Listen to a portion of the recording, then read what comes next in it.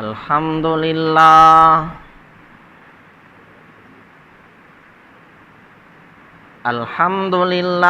وحدہ والصلاة والسلام علی من جاء بالبینات الواضحہ والحجج الراجحہ والبراہین القاطعہ اما بعد فاعوذ باللہ من الشیطان الرجیم بسم اللہ الرحمن الرحیم یا ایہا الذین آمنوا استعینوا بالصبر والصلاة ان اللہ مع الصابرین سبحان ربک رب العزت عما یصفون وسلام علی المرسلین والحمد للہ رب العالمین۔ درود شریف۔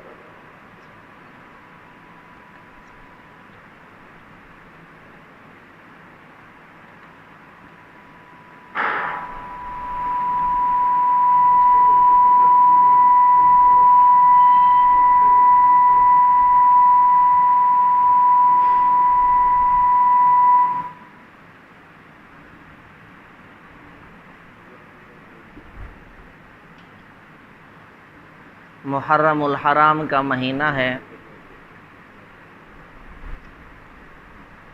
انتہائی عظمتوں والا اور شان والا مہینہ ہے۔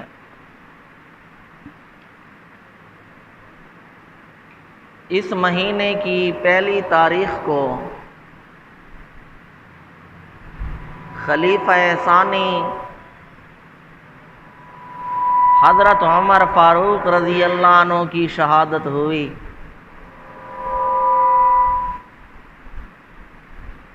اور 10ویں تاریخ کو نواسہ رسول جگر گوشہ بطول حضرت حسین رضی اللہ عنہ کی شہادت ہوئی۔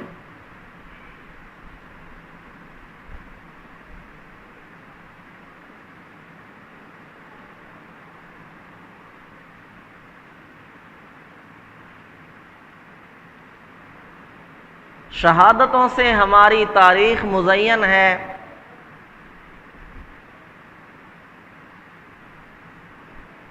لیکن باقی شہادتوں کا اس طور پہ تذکرہ نہیں کیا جاتا جیسا کہ شہادت حسین کا کیا جاتا۔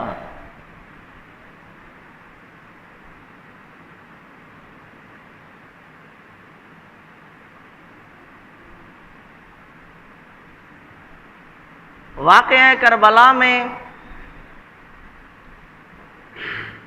ہر طرح کی رتب و یابس روایات شامل کی گئیں،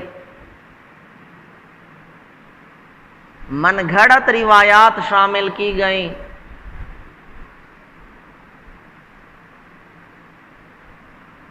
حضرت حسین رضی اللہ عنہ کی یاد میں رونے کے من گھڑت فضائل بیان کیے گئے۔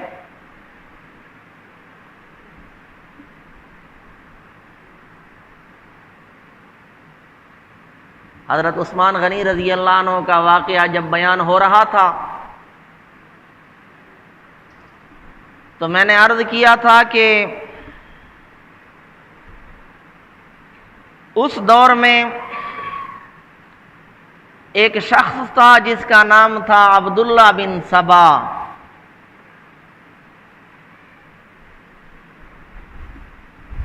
اس نے اسلام کا لبادہ اوڑھ کر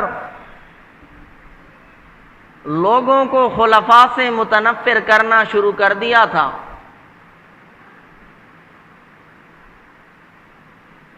تبلیغ کے بہانے وہ ادھر ادھر جاتا تھا، اہل بیت کی محبت کا ڈھونگ رچا کر لوگوں کو خلفاء سے متنفر کرتا تھا۔ آہستہ آہستہ اس کے ساتھ لوگ جمع ہوتے چلے گئے۔ ان لوگوں نے حضرت علی رضی اللہ عنہ کی محبت میں غلو کیا، حد اعتدال سے نکل گئے، ان کو روافض کہا جانے لگا۔ ان کی پیشن گوئی خود جناب نبی کریم صلی اللہ علیہ وسلم نے لسان نبوت سے دی تھی۔ آپ نے فرمایا کہ اس امت میں ایک قوم ظاہر ہوگی، یسمون الرافضہ، جن کا نام رافضہ یعنی روافض رکھا جائے گا۔ یرفضون الاسلام، وہ اسلام کو چھوڑ دیں گے، اسلام کو ترک کر دیں گے۔ اور اسی روایت میں ہے قاتلوہم، ان کے ساتھ قتال کرو، فإنہم مشرکون، پس بے شک وہ مشرک۔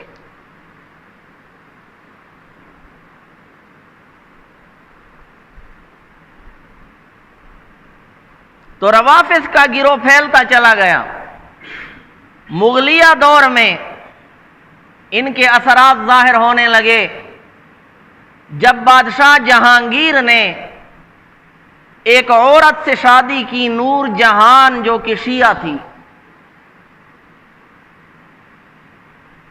اور مشہور شیعہ مجتہد نور اللہ شوستری کی شاگرد تھی۔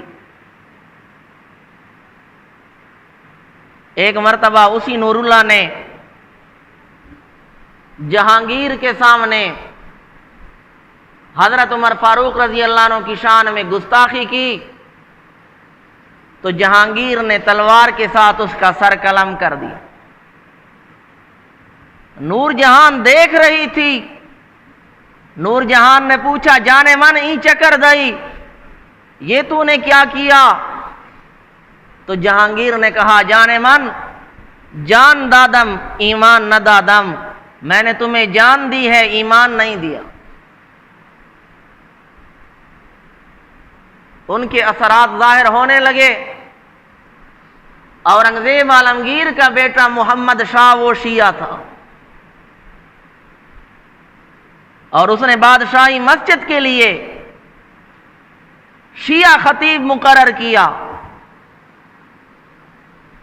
جب وہ خطیب آیا جمعہ پڑھانے کے لیے، جب مسجد کے دروازے سے داخل ہوا تو کوئی غیرت مند سنی وہاں کھڑا تھا، اس نے اس کا سر قلم کر دیا۔ تو محمد شاہ نے بغاوت کے خوف سے پھر سنی خطیب مقرر کر دیا۔ تو ان کے اثرات یوں ظاہر ہونے لگے۔ وہی نسل چلی آ رہی ہے عبداللہ بن سبا والی، آج تک یہ اسلام کے خلاف سازشوں میں پیش اور ان ایام میں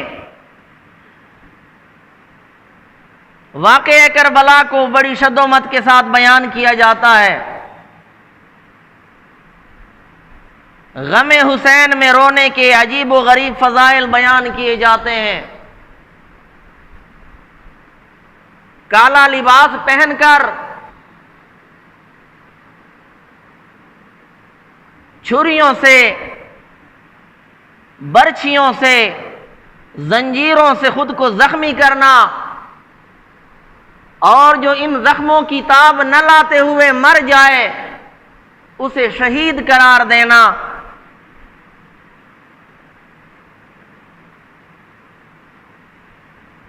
یہ اس طریقے کو عبادت سمجھتے ہیں۔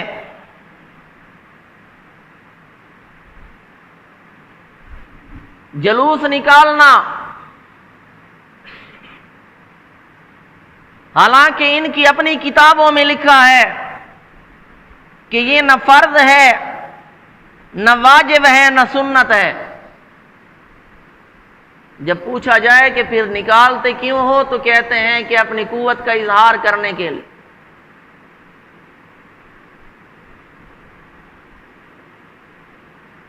چنانچہ مسلم ممالک میں ان کو تحفظ فراہم کیا جاتا ہے، ان کے لیے سگنلز بند کر دیے جاتے ہیں۔ اس طرح کا تحفظ سنیوں کو نہیں ملتا۔ تو یہ اپنے اس فعل کو عبادت قرار دے کر پھر اس کے لیے دلائل لاتے ہیں قرآن و حدیث سے، قرآن و حدیث میں تحریف کر کے، قرآن کی آیات سے، رسول اللہ صلی اللہ علیہ وسلم کے فرامین سے اس مروجہ ماتم کو ثابت کرتے ہیں۔ چنانچہ ایک دلیل دیتے ہیں قرآن مجید کی آیت سے، جس میں یعقوب علیہ السلام کی حالت بیان ہو رہی ہے، وَبِيَضَّتْ عَيْنَاهُ مِنَ الْحُزْنِ فَهُوَ كَظِيمٌ، کہ یعقوب علیہ السلام کی آنکھیں غم کی وجہ سے سفید ہو گئیں۔ یعقوب علیہ السلام یوسف علیہ السلام کے غم میں روتے رہے، اور یہی رونا تو ماتم ہے، لہذا ماتم قرآن سے ثابت۔ تو قرآن میں انہوں نے ایسی تحریف کی، اگر قزیم کا معنی کر لیتے تو مخاطب سمجھ جاتا کہ یہ قرآن میں تحریف کر رہے ہیں۔ قزیم کہتے ہیں اس شخص کو جس کے سینے میں بہت زیادہ صدمہ ہو، بہت زیادہ غم ہو، وہ صبر کرے، اس غم کو ظاہر نہ کرے، دل ہی دل میں کڑتا رہے، اسے قزیم کہتے۔ ایک ہے رونا، ایک ہے ماتم، دونوں میں بڑا فرق ہے۔ رونا عام ہے، ماتم خاص ہے۔ ہر ماتم میں تو رونا ہوتا ہے، لیکن ہر رونا ماتم نہیں ہوتا۔ جس طرح کہ مسلمان عام ہے، مولوی خاص ہے، ہر مولوی تو مسلمان ہوگا لیکن ہر مسلمان مولوی نہیں ہوگا، اس طرح ہر ماتم میں رونا ہوگا لیکن ہر رونا ماتم نہیں ہوگا۔ غیر اختیاری طور پر اگر آنکھوں سے آنسو بہنے لگے تو اسے ماتم نہیں کہتے، اور قرآن کا لفظ دلالت کر رہا ہے فَهُوَ كَظِيمٌ، کہ وہ دل ہی دل میں کڑنے والے تھے۔ صدمہ تھا یوسف علیہ السلام کی جدائی کا، لیکن اس صدمے کو ظاہر نہیں کرتے تھے، لہذا یہ ان کی دلیل نہیں۔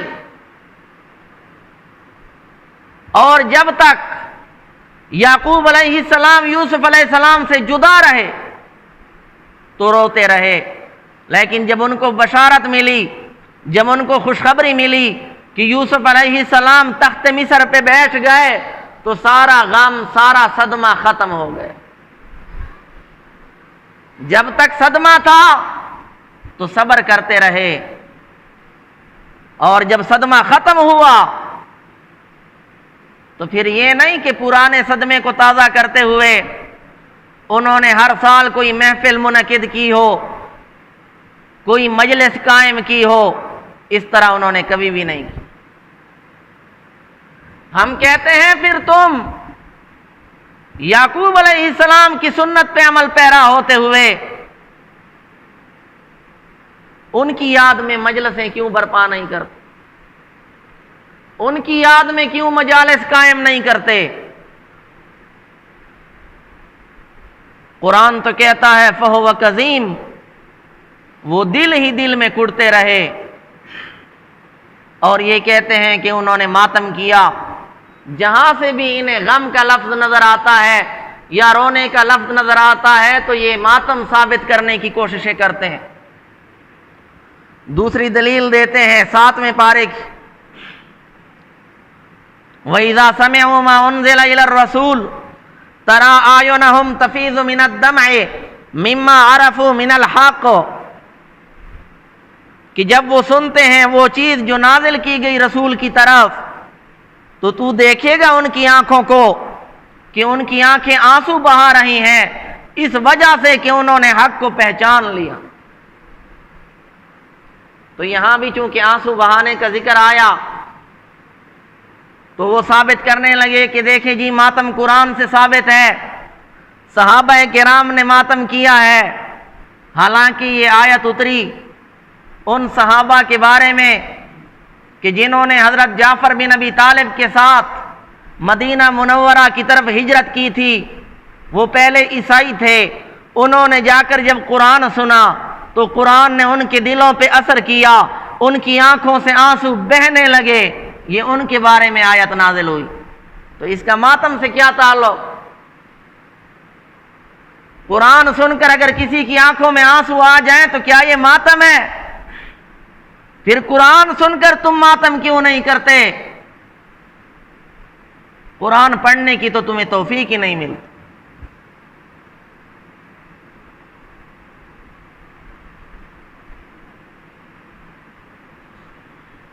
تیسری دلیل پیش کرتے ہیں کہ قرآن مجید میں ہے فرعون اور آل فرعون کے بارے میں فما بکت علیہم السماء والارض وما كانوا منظرین، کہ نہ ان پہ آسمان رویا نہ ان پہ زمین روئی اور نہ وہ مہلت دیے گئے۔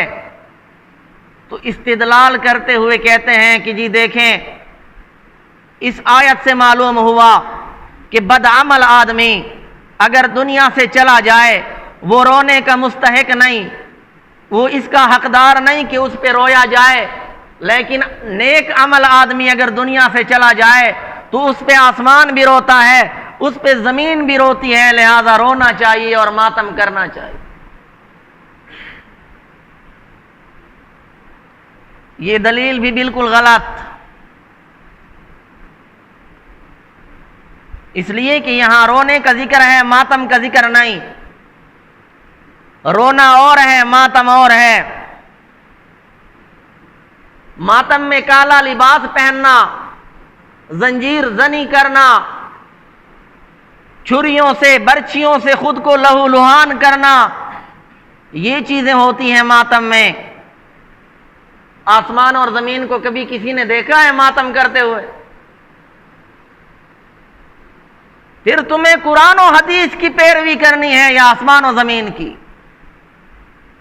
اور اگر تمام نیک لوگوں پہ رونا یہ ان کا حق ہے تو پھر حضرت حسن کی یاد میں تم کیوں مجالس قائم نہیں کرتے؟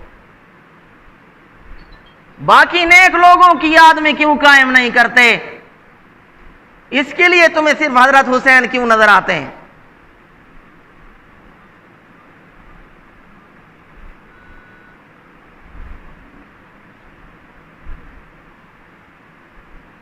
ایک دلیل یہ پیش کرتے ہیں کہ رونا جو ہے وہ فطرت میں داخل، انسان جب دنیا میں آتا ہے تو روتا ہوا آتا ہے، تو رونا یہ فطرت ہے اور اسلام دین فطرت ہے، لہذا اسلام رونے کا حکم دیتا ہے۔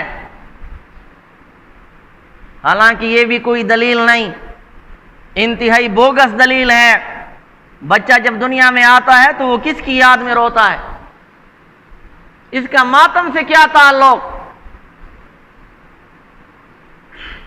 جب دنیا میں آتا ہے تو وہ پیشاب پاخانہ بھی کرتا ہے، تو پھر اس کی بھی مجالس ہونی چاہیے۔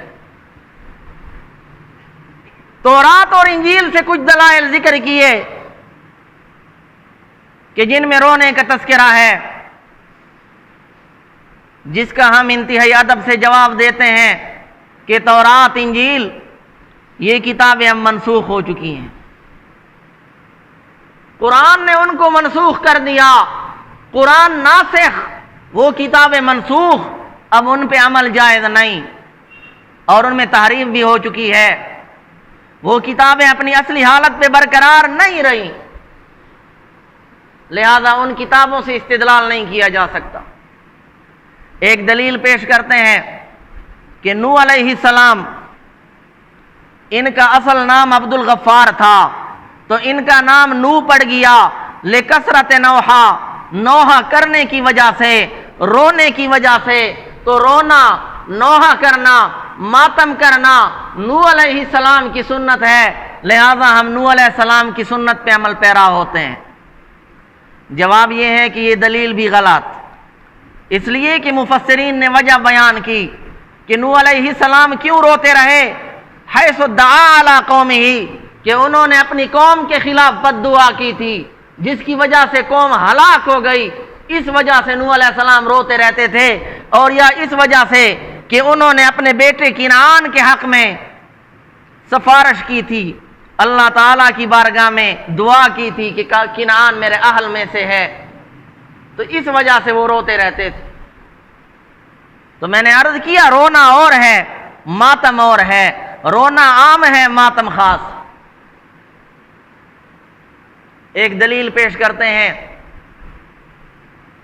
کہ جب حضرت حابیل شہید ہوئے، آدم علیہ السلام کے بیٹے، قابیل نے انہیں قتل کیا، تو آدم علیہ السلام کو انتہائی زیادہ صدمہ پہنچا، آدم علیہ السلام انتہائی زیادہ غمگین ہوئے، اور اس واقعے کو یاد کر کے انہوں نے ایک مرثیہ لکھا تھا، اور ہر سال جب وہ دن آتا آدم علیہ السلام وہ مرثیہ پڑھتے، خود بھی روتے تھے، اوروں کو بھی رلاتے تھے۔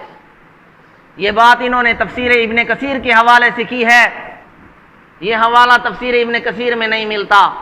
ہاں وہاں یہ الفاظ ہیں کہ آدم علیہ السلام کو ہنسی نہیں آئی غم کی وجہ سے، تو فرشتوں نے ان کے لیے دعا کی، غم زائل ہونے کی دعا اور ہنسی آنے کی دعا۔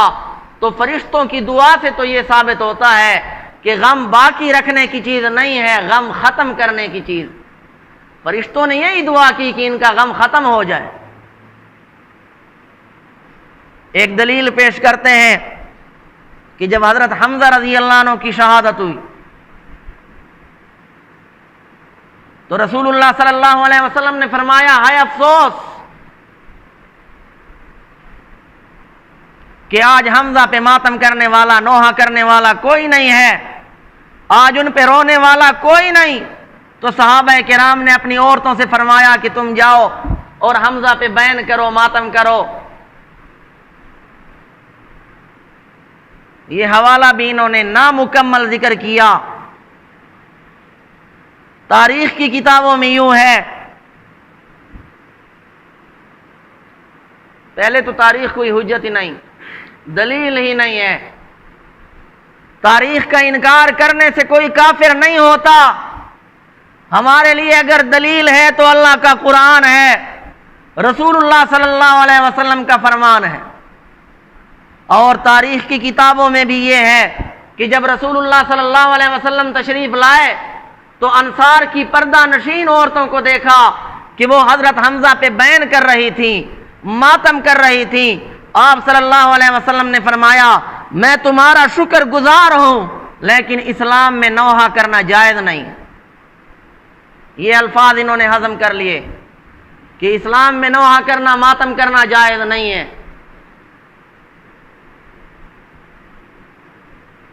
تو اس طرح کے مختلف دلائل انہوں نے ذکر کیے جن میں سے کوئی دلیل بھی ٹھیک طرح سے ماتم پہ فٹ نہیں آتا۔ اس کے برعکس دلائل موجود ہیں خود ان کی کتابوں میں۔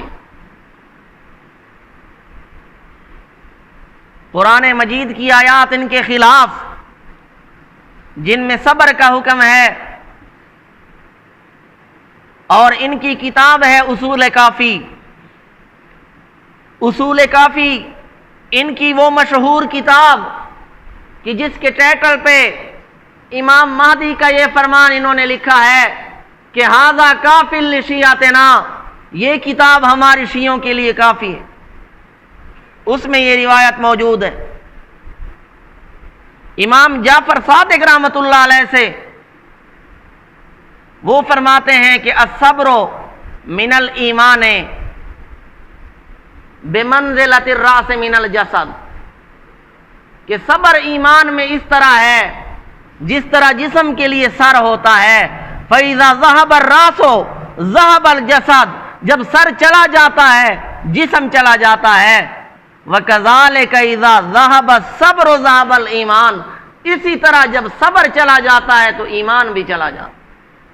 یہ ان کی کتابوں میں موجود، ہم اپنی کتابوں کا تذکرہ کریں تو یہ نہ مانیں۔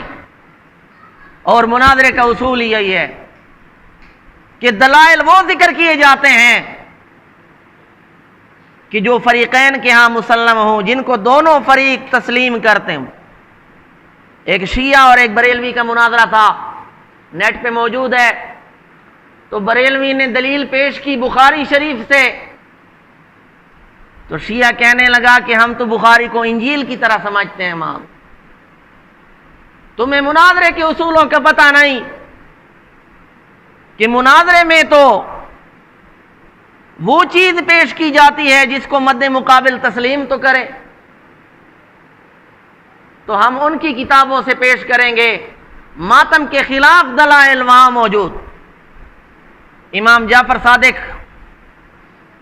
کا ایک قول آپ نے سنا فروع کافی میں، وہ فرماتے ہیں کہ مصیبت اور صبر یہ مومن کے پاس آتے ہیں، تو مومن کے پاس جب مصیبت آتی ہے اس حال میں آتی ہے کہ وہ صبر کرنے والا ہوتا ہے، اور کافر کے پاس بھی مصیبت آتی ہے اور جزا فضا آتی ہے، تو کافر کے پاس مصیبت اس حال میں آتی ہے کہ وہ جزا فضا کرنے والا ہوتا ہے، وہ رونے پیٹنے والا ہوتا ہے، ماتم کرنے والا ہوتا ہے۔ تو امام جعفر صادق نے واضح علامت بتا دی کہ صبر کرنا یہ مومن کا طریقہ ہے، اور صبر کرنے والا مومن ہے، جزا فضا کرنے والا، ماتم کرنے والا، رونے پیٹنے والا یہ مومن نہیں ہے، یہ کافر ہے۔ تو میں نے عرض کیا ماتم ان چند چیزوں کا مجموعہ ہے، صرف رونا نہیں۔ ایک دلیل انہوں نے یہ پیش کی کہ جب حضرت ابراہیم بن محمد رسول اللہ صلی اللہ علیہ وسلم کے صاحبزادے کا انتقال ہوا، آپ صلی اللہ علیہ وسلم حضرت عبد الرحمن بن عوف کو لے کر وہاں تشریف لے گئے۔ آپ نے ابراہیم کو ہاتھوں میں اٹھایا، آپ کی آنکھوں سے آنسو جاری تھے۔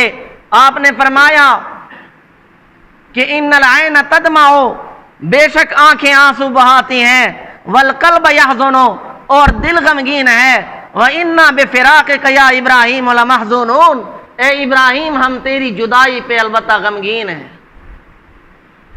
تو کہتے ہیں رسول اللہ صلی اللہ علیہ وسلم نے خود ماتم کیا ہے، جواب گزر چکا، رونا اور ہے ماتم اور ہے۔ یہاں بھی انہوں نے نامکمل بات ذکر کی، آدھا حوالہ پیش کیا۔ وہاں یہ بھی ہے حضرت عبد الرحمن بن عوف نے عرض کیا یا رسول اللہ آپ کی یہ حالت ہے، آپ نے فرمایا یہ رحمت ہے۔ تو ویسے اگر آنکھوں میں آنسو آ جائیں تو یہ صبر کے خلاف نہیں۔ تو ان دلائل سے ماتم کرنا ثابت نہیں ہوتا، یہ دلائل ماتم پہ فٹ نہیں آتے جو انہوں نے بیان کیے ہیں۔ کالے لباس کے بارے میں خود ان کی کتابوں میں روایات موجود۔ ان کے رئیس المحدثین صدوق ابو جعفر محمد علی بن حسین، انہوں نے لکھا ہے کہ حضرت علی رضی اللہ عنہ سے روایت ہے، اور معتبر سند کے ساتھ روایت ہے کہ حضرت علی رضی اللہ عنہ نے فرمایا لا تلبسوا لباس اعدائی،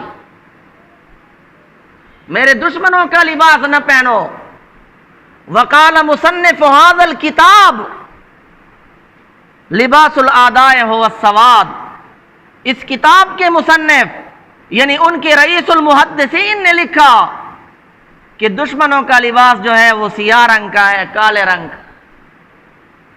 اور اسی طرح امام جعفر صادق سے منقول ہے کہ انہوں نے فرمایا کہ کالا رنگ جو ہے یہ فرعون کا لباس ہے، اور ان کے بعض ائمہ سے منقول ہے کہ من اہل النار، یہ جہنمیوں کا لباس۔ تو یہ جس چیز کو عبادت قرار دیتے ہیں اور اس کو ثابت کرنے میں قرآن و حدیث میں تحریف کرتے ہیں، اس چیز کے خلاف خود ان کی کتابوں میں بہت ساری روایات موجود.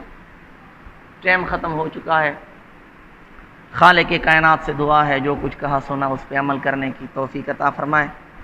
وما علینا الا